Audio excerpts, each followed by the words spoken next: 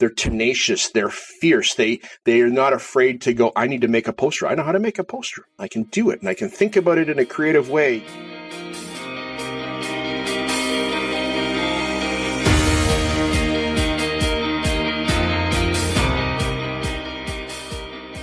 Hi, everyone. Welcome to The Optimalist, a podcast where we have set out to explore the optimal way to educate in the age of AI. If you're new here, I'm Sarah Canzella, your host through this exploration of the elements of human flourishing. Brian Carpenter is a familiar face and voice to regular listeners of this podcast who also happen to occupy Twitter. Each week, he listens to our new episode and then records a video of himself talking about it while having his morning walk. And we're not the only show he talks about in this manner. Brian started doing this so often as a way to get in his walk, his PD, and support colleagues in educational podcasting that he created a brand and show for it in itself, Fresh Air at 5. Bryon is an online educator with an interesting journey and the host of the Fresh Air at 5 podcast. Listen as Bryon and I talk about nonlinear career paths, being passionate about multiple fields, how classrooms should be tenacious, and that the real root of his podcast is in reflection. All this and more on today's Optimalist.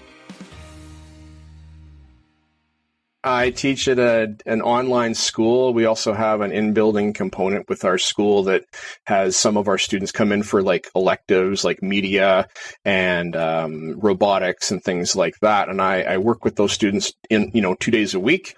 Fast forward into later in my life, I was working at a pharmaceutical company here out near Vancouver, BC, and in a little town called Langley. And we had the opportunity to volunteer with Science World to do science and innovators in the classroom and to talk about what we do in our real job, our everyday job, right? I was a lab rat. I worked in the lab, made chemicals, made compounds, synthesis, and, had to do creative stuff to overcome problems with chemicals that don't care.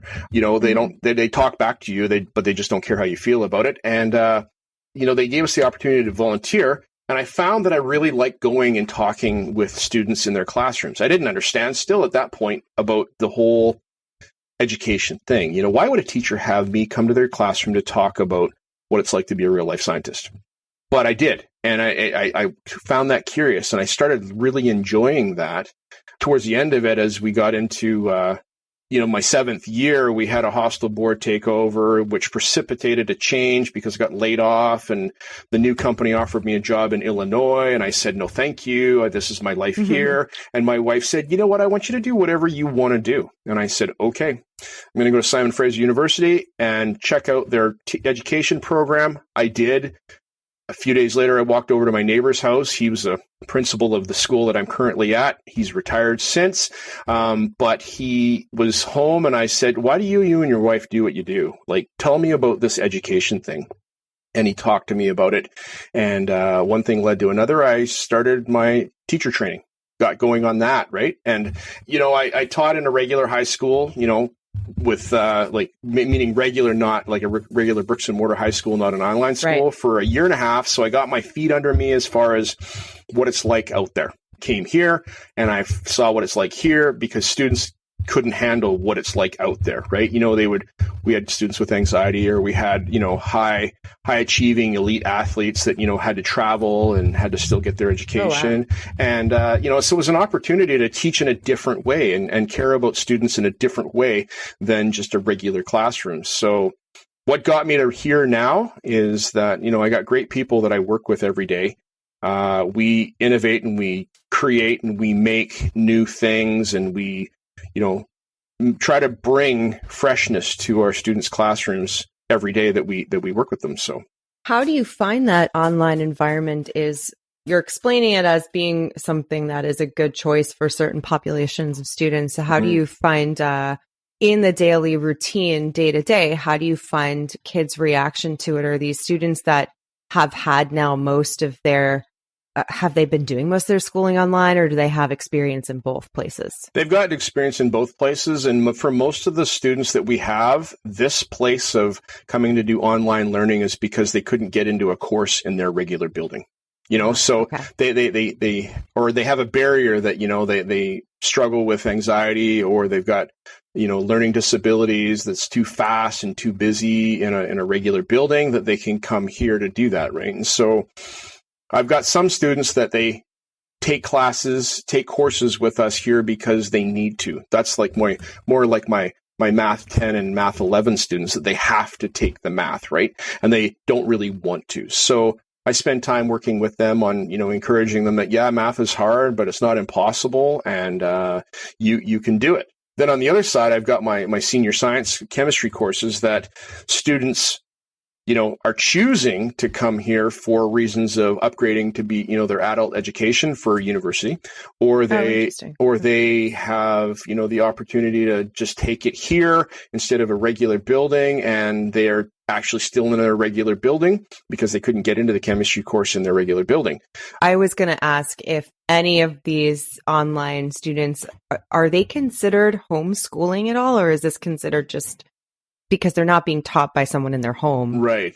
So so that's a little distinction. People are like, well, you're a homeschool teacher. I'm like, well, no, I'm actually I teach students from my home, not my home, from my school, and we are a public education school in the district of Abbotsford here where I live.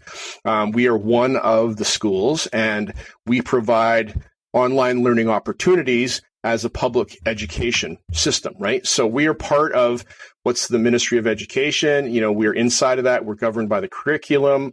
So we are not homeschooled.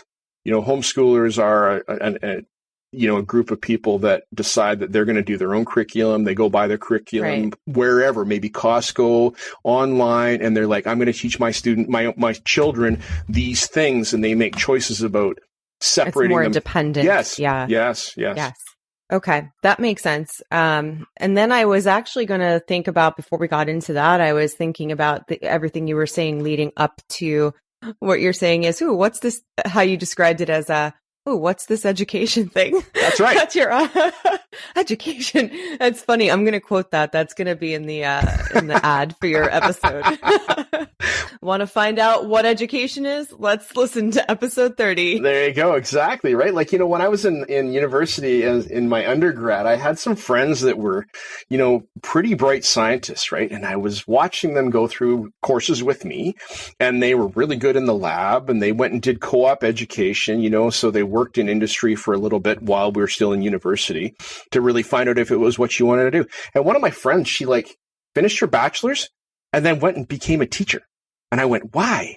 Why would you do that? No, I'm serious. Why would you waste your education you just did and become a teacher? Well, I'm sitting on the other side of that now, and I completely know why, because life is so much richer because I get to see the impact I have on students every day, as opposed to never knowing whether or not that science that we did actually made a difference in someone's life, Oh, I see. Yeah. And so the reward it's different.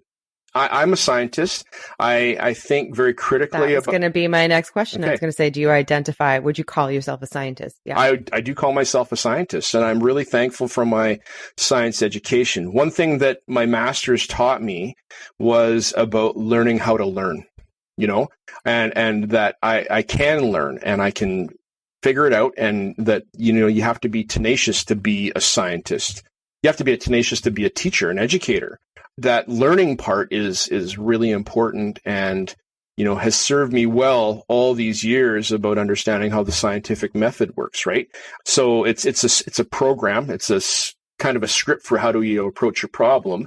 And then in the past 5 or 6 years, our curriculum has shifted to more a design thinking curriculum, right? And how do we teach students to think like a designer? So that was a big shift for me in the past 5 or 6 years. That is exciting, and it's scary at the same time, because I don't know how it's going to go when I'm working with my students. And I'm trying to teach them how to problem solve and work through design thinking. And I think we're getting there. It's just a really messy process, of it's not as straightforward today we're going to learn about empathy. And then 2 weeks from now, we're going to learn about ideating and then prototyping. And it doesn't work like that because you got to go. No, it shouldn't. It shouldn't go like that, right? Because that's not the way life is, right? And so, yes. Just you even saying that piece right there just reminds me of how I love that you use the word tenacious. So I'm going to bring that back a couple of times now. Sure. But it reminds me of the way I learn or discover. Like I'm a discovery learner, so I'm not going to want to do what you just, I mean, you probably not, no one's going to get the best experience if you try to teach something like, let's talk about empathy, and like week after week doing pieces of things where really what you're learning about is human experience. Mm-hmm. So what I want to do is like participate in the thing, like say I'm learning podcasting, and like, rather than spend 5 months reading about podcasting and equipment and audio and sound and design, all of that stuff, I'd rather like pick and choose what I want to go deeply on while I'm doing it, right? While I'm living that experience. Yeah. So I think similarly, you want to practice design. I imagine that's part of it. But what that requires, I think, is sort of a dedication to a little bit of tenacity, right? Because you have to know, like, okay, today we were doing XYZ and I really loved this piece. So I'm going to go and delve into that and do a little bit more research on my own. Absolutely. And so like, there's a motivation there. There's like something that like, it's like a snowball effect of wanting to learn more about something, and it doesn't have to be about everything. But knowing that if you want to get better or improve, or be a better collaborator with others in your group, that like at some point you're going to have to step forward and say, okay, I want to do this. And I'm going to get better. And it doesn't have to be what you tie yourself to forever. Right. Exactly. I think that's often what we get stuck into is like, how do we cultivate, we're going to cultivate motivation and like kind of like a tenacity in young people, that it has to be something that they tie themselves to a passion, and this is their passion and that's going to be their career. And it's like, you're a perfect example of someone who at some point said, what is education? I grew up in it. I went through it. Yeah, but like, what does it mean, right? Like, right? Like, what does it mean? Pedagogy. You know, like, no, it's pedagogy. I know how to say that word. So, but yes, you know, you don't. Until you understand, you don't really understand, right? And you know, my backfall when I was in university was like, well, if chemistry doesn't work out, I can become a psychologist. I couldn't become a psychologist. It was like chem psych ed. There you go. Chem psych ed. There you go. Exactly. You know, but in it's a good thing. I love my job. I love it so much because, you know, I get to see students grow. I like watching that growth. And in our school that we have, we're a K-12 distance school, meaning that we have kids that that's what it's called, distance school. In BC, we call it online learning now. So we're online learning schools, but our younger grades from K to grade 2, they don't do any online learning. All the curriculum goes home, you know, as a paper package for mom and dad to work with the kids at home and bring back to the teacher for, you know, evaluation and conferencing and things like that. And as we move through the grades, by the time they get to grade 6, they are all online, and like all their coursework is online. As for our full-time students here, you know, and then we give them the option to come to our Fusion program where they get some hands-on and some community 2 days a week. And I was going to ask, do you get to meet these kids in person? Yeah. Oh, good. Oh, yeah. Great. Yeah. Okay. So that's awesome. Like we're actually that really does add a layer. Oh, it absolutely does. Yeah. When I started here, it was like we didn't have any of that, right? And I was like, how long can I do this?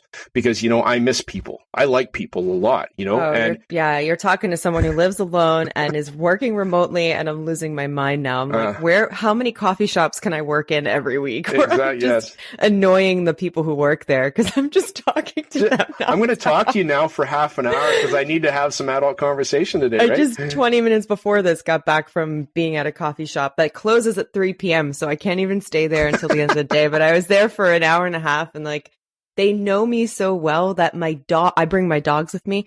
My dogs have their picture on the wall. There you go. That's fantastic. You're a member. They know, right? they walk in and they come over and give the dogs treats before they even greet me. Like that's how much I need to get in front of people. But go ahead. Sorry, I interrupted you. Yeah, no, but we have our students come to our school, and it really brings and adds a lot to us in our school We actually kind of have, it's like an academy, inside a bigger school that is an online school. Our online students, we don't see them very much. They have their reasons that they are taking a single course with us or whatever. But we even have evening exams where for, academic integrity, they got to come and write an exam in a room, and I got to look at their ID and look in their eyes to make sure that's them, right? Because who's look in your eyeballs. Exactly. Who's actually doing your work, right? Like you think about that you could have somebody else doing all of it for you, and you could that kid could be off just traveling the country and you wouldn't even know. Right. Exactly. Exactly. Right. And so, not that they have to stay home, but they have to be British BC residents to attend our school. And that's a large group of people from all over. Right. And we have in the past, done Zoom call exam invigilation where, I get on a one-on-one with a student and they turn their camera on, show me their desk and in their house that, like that. Now that's weird in the sense that, 5 years ago, I would have never considered Skyping or Zooming with a student. Right. Yeah. And then COVID happened and all of a sudden it's okay. We all do that. This is just what we do now. Right. Yeah. That's interesting. That the one-on-one calls, is that normal now? Like it is, it can be, right? Like I have way less hesitation than I used to, right? Before I was like, I don't want to see, what's going on in a student's home. I don't want to see that, right? But if that's their primary learning space, that's right. I guess it becomes less. Yes. Yeah, less of a thing. Right? That's right. Exactly. So, but our students that come into our building, they're our school community. They, they're like a group that hangs out and we see them every week and we do learning. And in my senior media design 11-12 class, the curriculum says teach them design thinking. That's what it says, right? How do you do that? What do you do? I know, like when I got handed that, I was like, check. How do I do that? Right. And so it starts with doing projects with the group of students. And, our first project that we took on was taking the newsletter from our office, and our students actually produce our school newsletter. Oh, excellent. Cool. And it's my job to make sure the newsletter gets done every month with contribution from everybody. We don't do a lot of writing of it. We do the desktop publishing of it, right? In a collaborative desktop publishing space. But when we started this course, this media design course, taking on the newsletter, I heard that, hey, somebody made their yearbook using Google Slides, right? Using Google Slides as a desktop publishing software, right? And I'm like, can we do that with a newsletter? And we did. And we did our newsletter for 4 years in Google Slides, and students collaboratively, like it's not a desktop publishing software, right? No. It's a presentation software that has objects you can move around.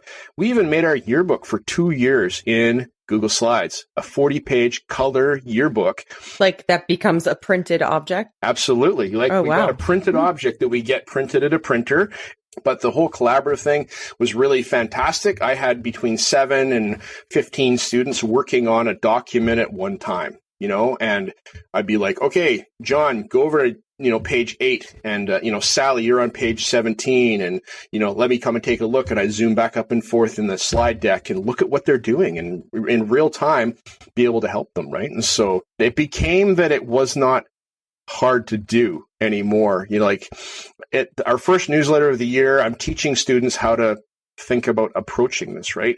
And it wasn't when you build a newsletter, lesson 1, you're going to do this. No, we just jumped straight into the fire with all the information, and I would work with them on this is how you can organize things, the white space and all that kind of stuff. And then at the end of June 2023, just recently, they gave us a year's heads up on this, that we were moving out of Google and into Microsoft for student space. So we had a Google space for all of our students, but all of our staff, we were in Microsoft Teams and Microsoft Office 365. They took away our Google this past year, and there's a lot of unhappiness. Took away our Google, yeah. And I was there when Google got turned on as a helping teacher. It was really, really hard last year to step out of that, right?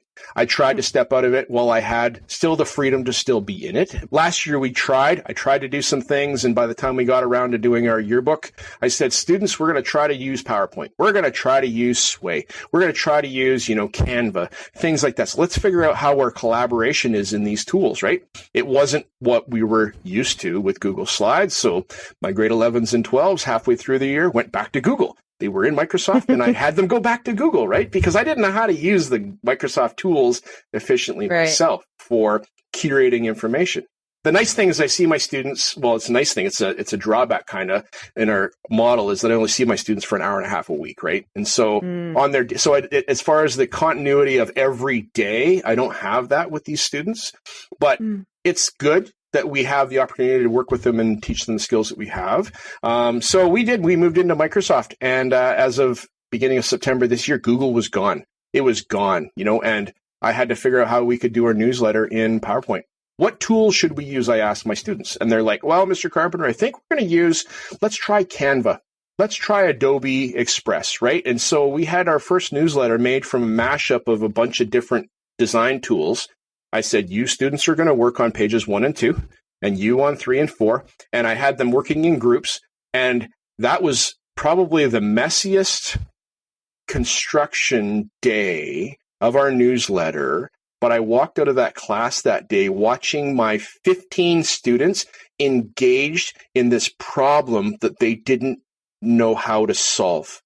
And I was so proud. I was like, if you listen to my podcast back at the end of September, I was like just flying because it was just so exciting to watch them struggle and get to the other side of a problem, right? Because students today, many students, not most, but many students don't want to do the struggle, right? They don't want to do the hard work. And I saw it happen.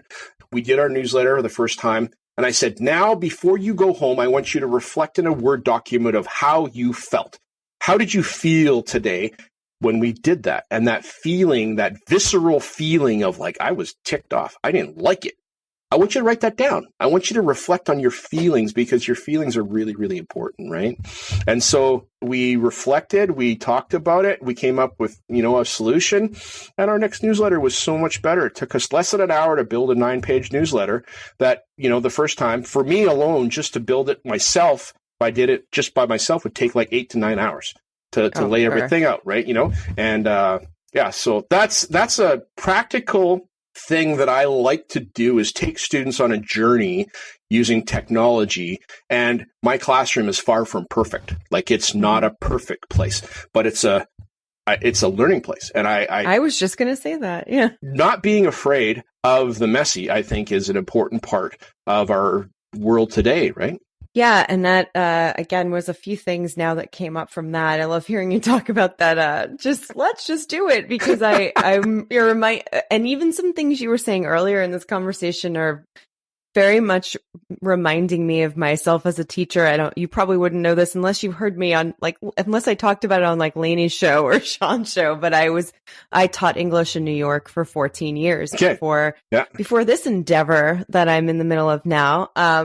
But a lot of the way you describe yourself in the classroom, as even earlier you were saying, like, I don't have a perfect plan every day, but I think like you allow yourself to be influenced or inspired by the environment or the actions of the day or the activity or the world, whatever it is. And that was very much how I approached a lot of things too. Like, even if there were plans, I was not against plans being maybe not completely turned around in the spur of the moment if something had to be done, but definitely influenced or altered or something like that by something that I felt would be beneficial at that time. But yeah, like that idea of coming in with a question mark of like, what could happen today? Kids, especially kids that are used to full time in, as you were saying, like a physical brick and mortar school, like that idea of coming in and even to one classroom in that school every day and not knowing what's going on, that's often a scary thing. Like they want that, like, there's something about like they want to be numbed to that, like, not that they want to be, but they're used to like going to class and knowing what to expect. Not being surprised. And then to come into one room that always has a question mark and like, you're in the middle of reading Shakespeare, but how that's going to be done on this day, any given day of the week is up in the air, and it's a little bizarre. And they come in and sit there like, what do I do now? And I'm like, I don't know. What do you want to do? Yeah.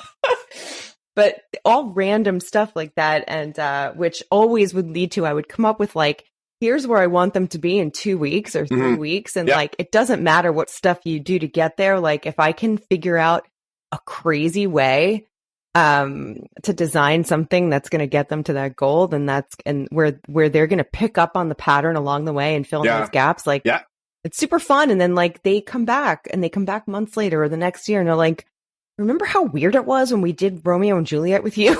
Yeah. They're like, we're doing Macbeth now in 11th grade and it's just not the same. And I'm like, yeah, I know.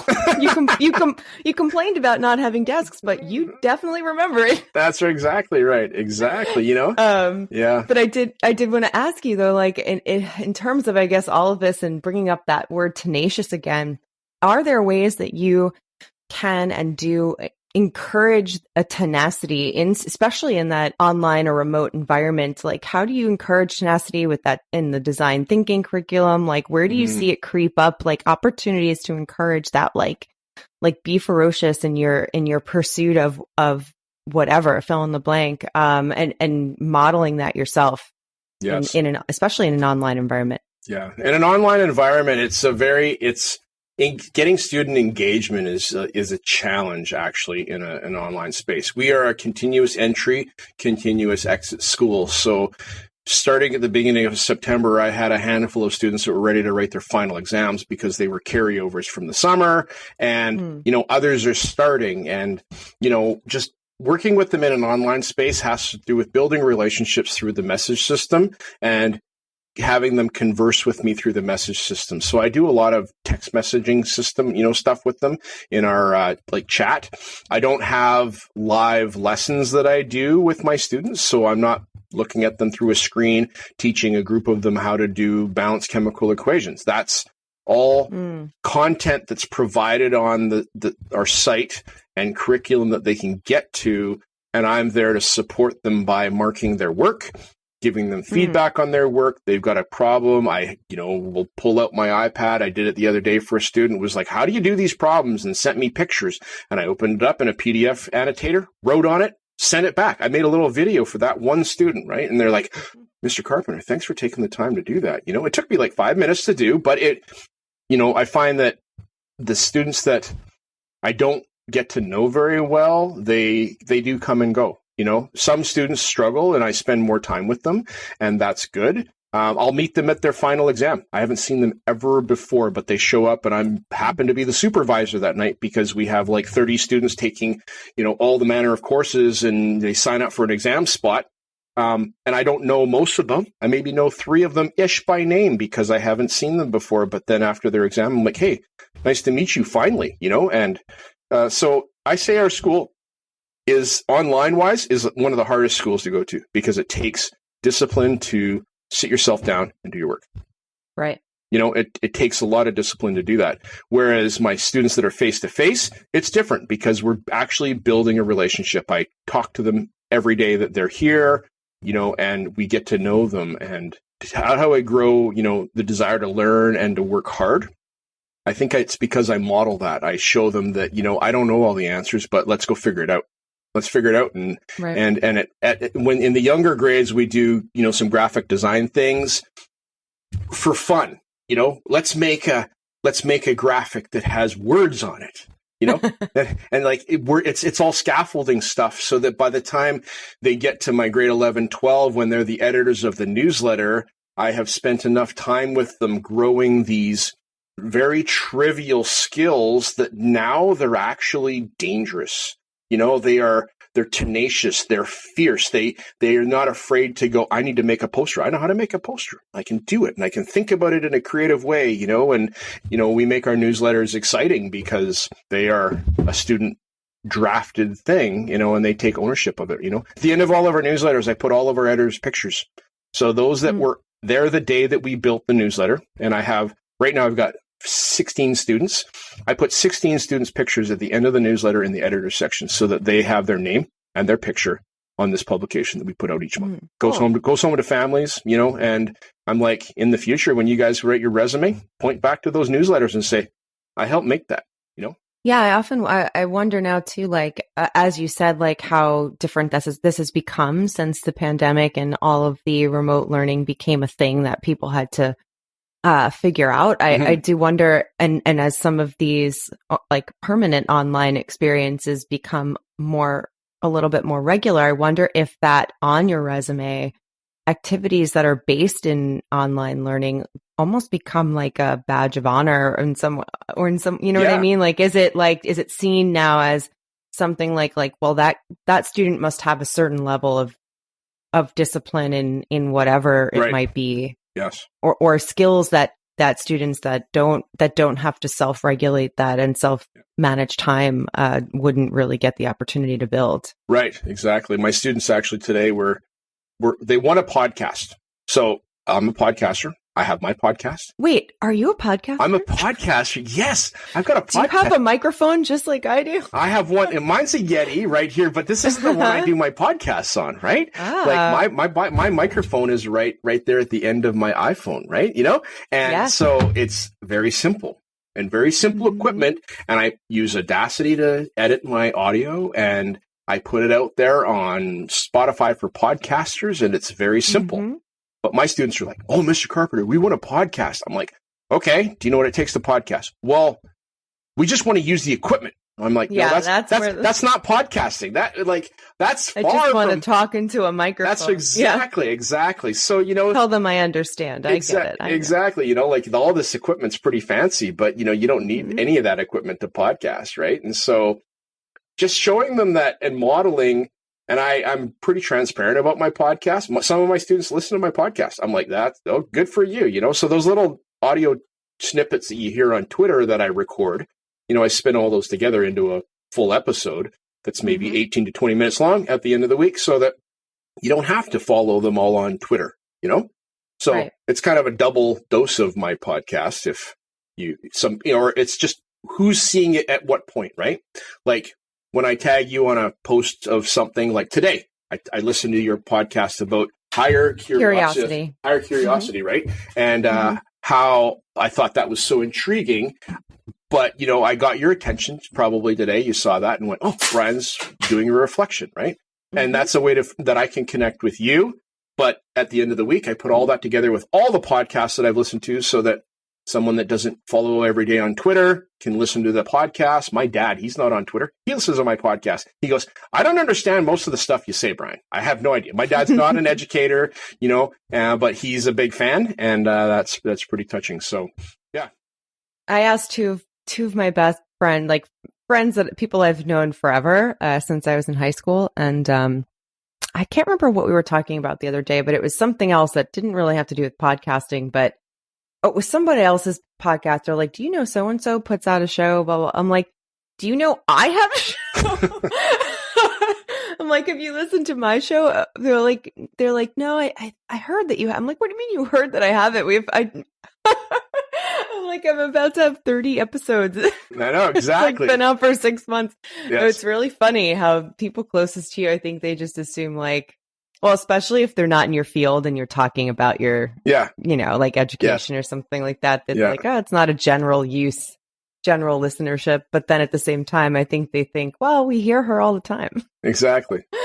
We don't need to hear your voice. But there was one more comment I was going to make about reflection, because you just brought that up. But I was wondering if the answer could totally be no. But if there was any real reason for you choosing to show the little snippets that you do on Twitter, and that in that exact manner of you taking your walk and making it be like these little 5-minute snippets of you, it's like you in your you time. Yes. But taking a moment to show people this is the routine that I have every day, and part of that routine is reflecting. And I was just wondering kind of where that came from, or if it was just like a random thing you did one time and then just stuck with it. It was actually a progression. I was a helping teacher for a year and a half at our district level. So I was like a technology coach and did that with, all manner of technology, and we got Google going. I was there when the first Chromebooks showed up in our district, and it was pretty cool. We unboxed Chromebooks for the first time. Now we now that we're out of Google, we've got, 4,000 Chromebooks in our district that we're using for Microsoft, right? And it's crazy. It's crazy. But when I came back to my school, the first day I was like, maybe I could record and reflect every day about just what's going on with Carpenter in my day. So I got out of my truck in the parking spot. I held my phone up and I recorded about a 2-minute video going, teacher log, day 1. Hi, this is Carpenter, and I'm going to tell you about my thing. And I did. And I made this. Well, it was like Captain's log. Exactly. That's exactly where it came from, right? So the nerd in me was coming out going, I can be like Captain Kirk. I can, and William Shatner. And I am, and I will be. Exactly. And so I started this thing, and I actually put it on my website, my YouTube video every day. And I used iMovie on my phone like I do for my daily Twitter things, and I posted it to YouTube every day, and I put it on my website. And I had 3 people listen over the course of the year. One of them works with me now, which is pretty cool. The other was my dad. Didn't understand what I was talking about much. He does understand what I'm talking about, but it's not relevant to him. And I started the practice of doing that reflection. I did 195 of those episodes, which was wow. Right. And it was wild. Right. And so it was like something I was pretty proud of that I tried. Mm-hmm. Who was listening? Not many people. And it was not there. But then I did that, and then that stopped because I'm like, well, I did that. Now what am I going to do? And I started listening to podcasts, and Tim Cavey had me on his show. He reached out after we met at a Google Summit that I was partly organizing. And I'm like, well, what do I have to say? I'm just little old me, right? And we talked, and that got me listening to educational podcasts and started that journey of listening to educational podcasts. And I thought to myself, I listened to someone talk today, and what am I going to do with that? And I'm like, I got to reflect. I got to do something. So I was making a graphic using Adobe Spark back at the time. And I would put the graphic with, I listened to so-and-so's podcast and have a picture of that with my little 220 character blurb on Twitter. And I did that. And then one day I heard Jeff Gargas talking about how you could put videos on Twitter. I'm like, what's that? And I started learning I'm like, I've done teacher log for, a year. I could maybe I could do something like that. And so I'd listen to podcasts, and I'd hold it up and go, like I was talking to you today. I'm like, hey, Sarah, I listened to your podcast and it was great. And this is what I learned. And it's a record. It's a documentation of me actually recording my thoughts. Right. And so I started doing that. And it wasn't until Chris Nessie of House of Ed Tech, right? And he, 1 year for the Ed Tech Smackdown at the end of the year, called me out on the Ed Tech Smackdown and said, Brian Carpenter, you need to start a podcast. And I said, about what I thought. And so he met with me over that Christmas, and he's like, you know what? You already got your content. I'm like, what do you mean? He goes, those daily things. I'm like, who's listening to that? He goes, people will listen. I don't have a whole lot of listeners, but the point is that I have a regular practice of reflecting. And, exactly. And it fits for me, I'm doing it mostly for me, but it also helps me connect with the likes of yourself, connect with Lainey, connect with others that I've had the privilege of being a guest on their podcast.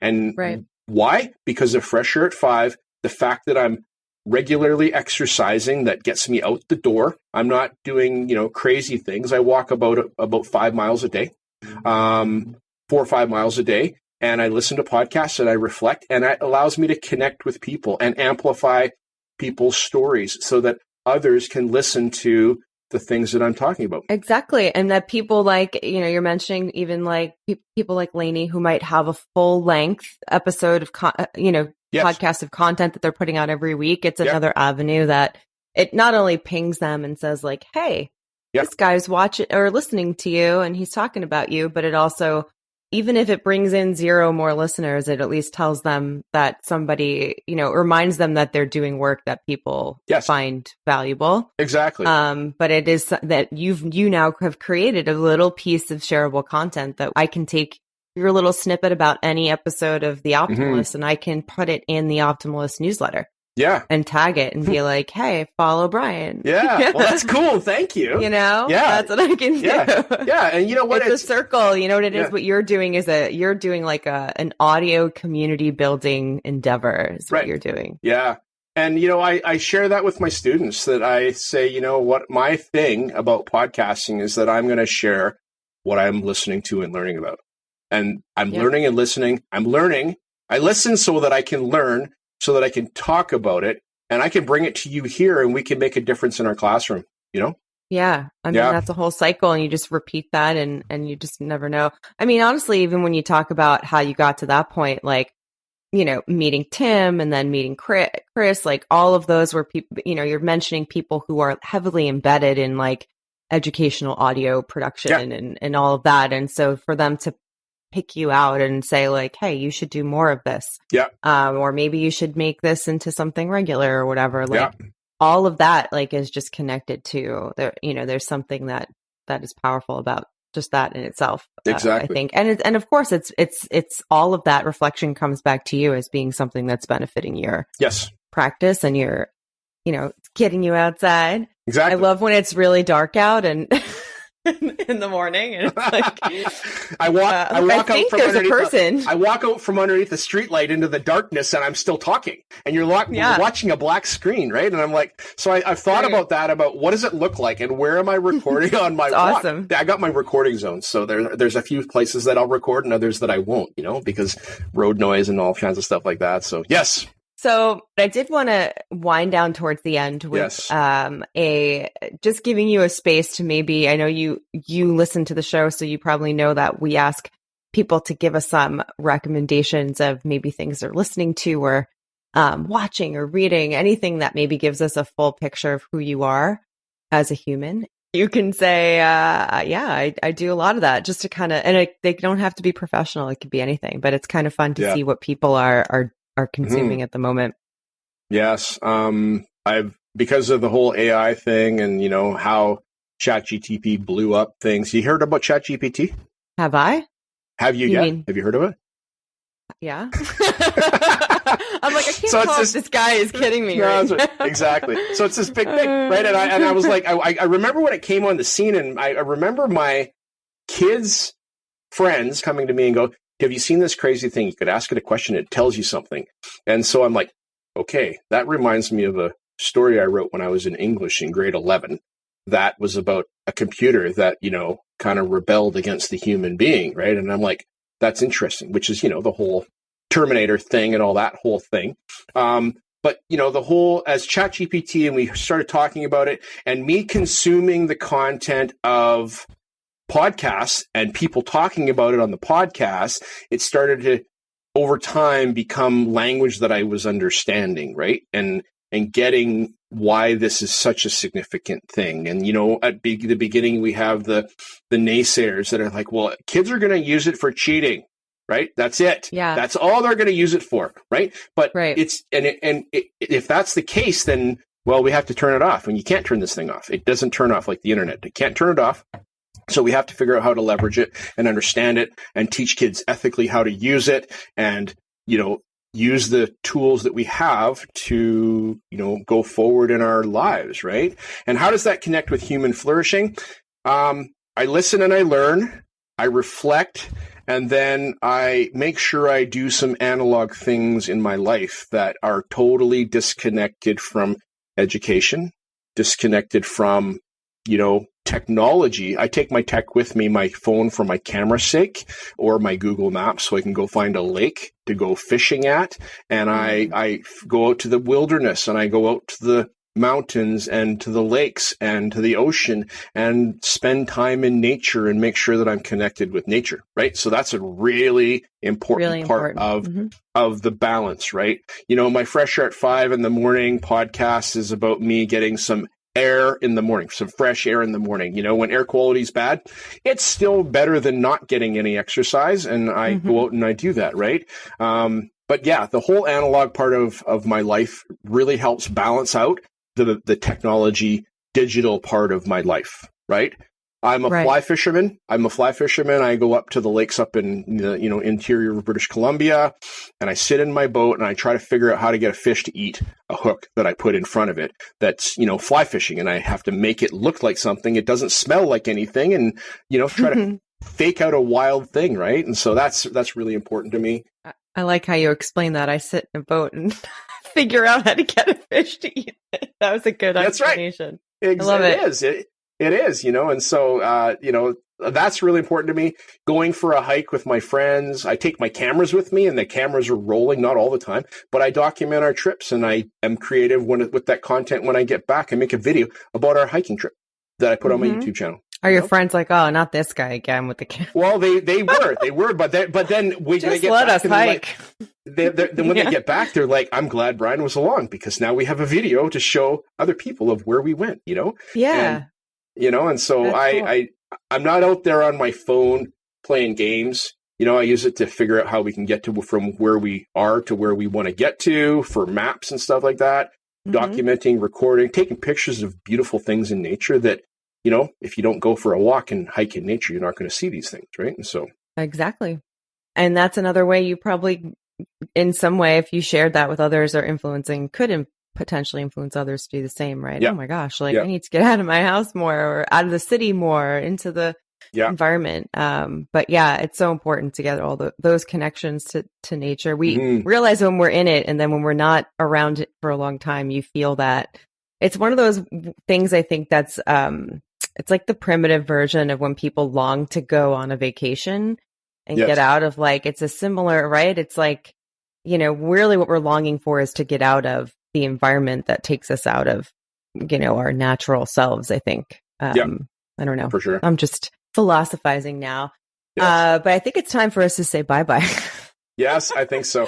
Yes. It's been a long time that we've been talking, and it's been fun. I've enjoyed it. Just let's keep it going. Keep the forever conversation going. Well, thank you. Thanks to Bryon for joining me in the studio for this fun conversation. It was such a great time to finally catch up with him live after so many weeks of seeing him talk about us on Twitter. We all thank you so much for your support, Bryon. Additionally, thanks to everyone out there who has been reaching out to us for feedback on the show. Please consider letting us know what you think by leaving a review or even just a rating in Apple Podcasts, and you can reach me on Twitter at scandela9. The hashtag Optimalist can be used when posting answers to questions that we ask here, especially if you can't find the original post, and I'll be sure to see it. I can also be reached at sarah@swivel.com. You can listen and subscribe to the Optimalist podcast wherever you love listening to great podcasts. New episodes are released every Wednesday, and links to every resource is available in the show notes. The Optimalist podcast is brought to you by Swivel. At Swivel, we understand that the biggest challenge in education is the rate of change. Policy revisions, technological advancements accelerated by AI, evolving job markets, and ongoing research constantly identifying new best practices are only some of the factors affecting the rate of change in education. To learn how Swivel can help you be more reflective, engaged, and adaptable, visit swivel.com. You can also follow us on Twitter and Instagram. Thanks for listening to The Optimalist, and I'll be back next week with a new conversation.